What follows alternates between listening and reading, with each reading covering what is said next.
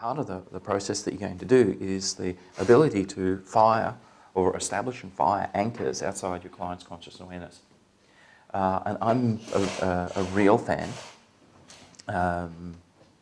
of literally just setting up this sequence nice and early so that you're constantly working, and you've just got this little tool that you can work with to have an effect on the internal state so that you can join things together or get rid of things. And it's, what is it, the Minority Report, where the guy's standing in front of the screen and he's catching stuff and throwing stuff away and doing this and doing that. Well, in an odd sort of way, your anchoring, especially visual anchoring, will have that effect. You want to bring something up and go, well, what am I going to do with it? Oh, I need that, I'll put that over there. That's garbage. We'll just get rid of that. Oh, that's just no longer, that's a disempowering state. So your hand gesture instantly comes into disempowering. So what's the problem? Oh, good. What's the problem? Oh, good. Okay, well, that's a disempowering arrangement. Oh, that's no longer true. Okay. Now, fact. Okay. And so you just get into the, this is empowering, this is empowering, this is empowering. You'll notice a lot of tennis players use the empowering fist. Now, I don't know why I use an empowering fist, because it's not really, it's not that they have to hit a tennis ball in my clinic room or anything. But you understand, it's a statement of fact. This is, whereas if we want to go for the subject of true, good. Leveler on the left hand. So happy, really, really straightforward. I do good hand, bad hand, because it just keeps it a lot straighter in my head. Empowered, okay. Happy, okay. True, problem, okay. Not useful, no longer true. So I've got my good hand and my bad hand. And there's another reason for good hand and bad hand, because you can do like a collapse of states. Where we go.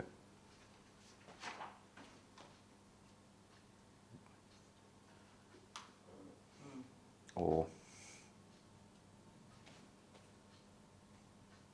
so we can run two concepts together. Or we might go, we might put in another one, which is the subject of, oh, you're really confused about that. Okay, yeah, really, really confused about that. But we want them to keep that confusion. Okay, so we might want to empower the confusion. So it means that they're totally confused. Thanks for that. But that may be, it's a tool, isn't it? It might be really useful. Okay, so you're telling me that you're an alcoholic. Okay, and so we might have set up the structure of confusion. Okay, have you ever been completely confused, just not knowing which way to go, not knowing whether something's true or not knowing whether, it's just really an agitated state, you just don't know stuff. Good. Okay, so you're telling me, okay, and so we know that this is absolutely empowered, okay, or that this is absolutely true. This is absolutely true, right? And this is empowered. So, you're telling me that you're an alcoholic. What just happened? You just take it. With absolute conviction. No. They're confused about being, they're absolutely confused about being an alcoholic. So now they don't know if they're that or that. Yeah, I get that, absolutely. No, what you did was, your statement was, I know that. Absolutely. Yeah. I did, yeah.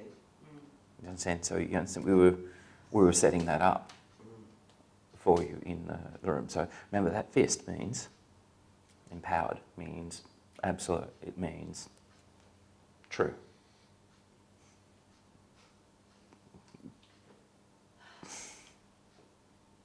Do you think this is a good idea?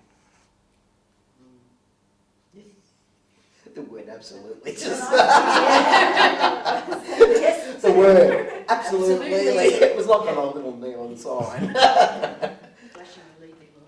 you understand? You can't argue against your internal statement. Is the real magic of this. Okay. And you can't tell that we're doing this. No. Even if you knew, you still can't fight against it, so it doesn't matter. We know that nobody's doing it. Yeah, exactly. I was going to say, Then I do doing it it the whole time. Maybe because it's clunky still. I'm thinking about it. All I see is if you've got the rapport, the client's going to go, I don't care what you do, just help me, help me out of this state. Now, please be aware, I'm being quite overt. Yes. It doesn't need to, but in a training environment, it's going to need to be overt. What you'll find is that you'll develop your own way of doing it. But right at this moment, you know. Okay. And he always does this prac we had no idea was even happening. No. Master prac, he told us it was happening, we only noticed half the time. The client? Not a hope. Not Okay. a hope. Zero. And so that's good. And so, you know, what's the problem? What's the problem? What's the problem? Oh, good.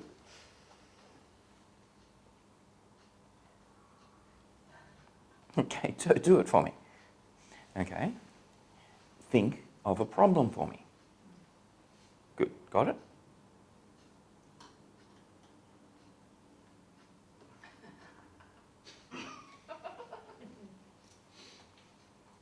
And it's as idiotic as that because we've now anchored no longer true, okay, to that action. No longer true to that action. No longer true to that action. Okay? And so we might have gone, yeah, the Easter Bunny. Yeah, right. You know, Santa Claus. Okay.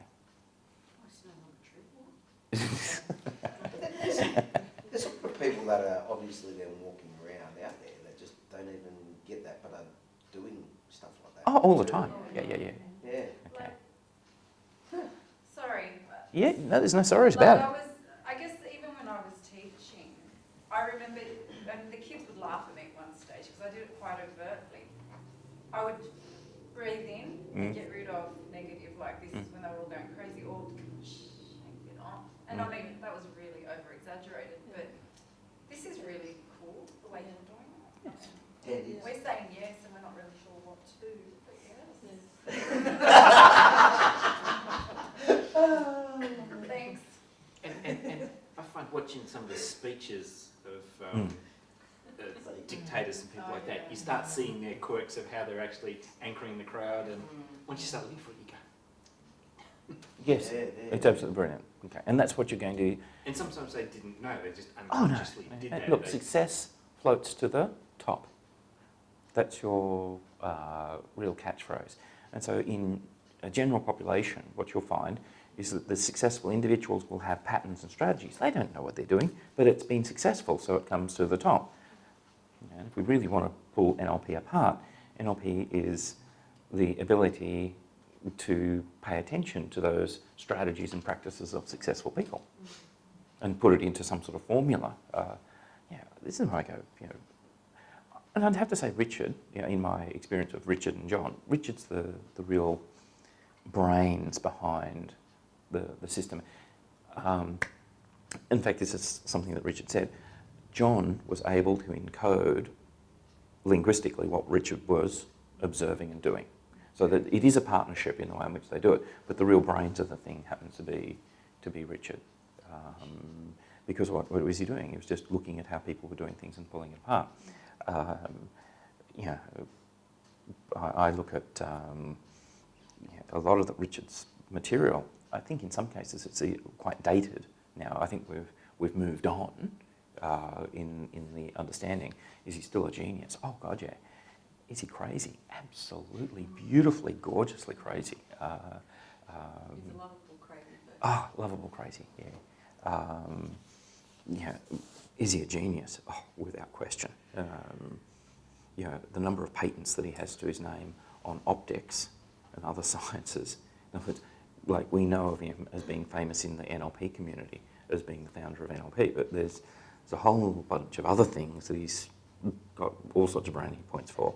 That you go, whoa, less less aware of. So you can really do some beautiful things for people and them not even be aware of it. Just to be able to, yeah. At a distance. Yeah. Not only, you may not even have to be directly in front of them. They may not even be looking at you. Peripheral, yeah. Okay. So you can have effect at a peripheral level. So, yeah, by all means. So your homework or your exercise is the ability to establish a series of gestural anchors. Yeah, so how do you do it? It's, really straightforward.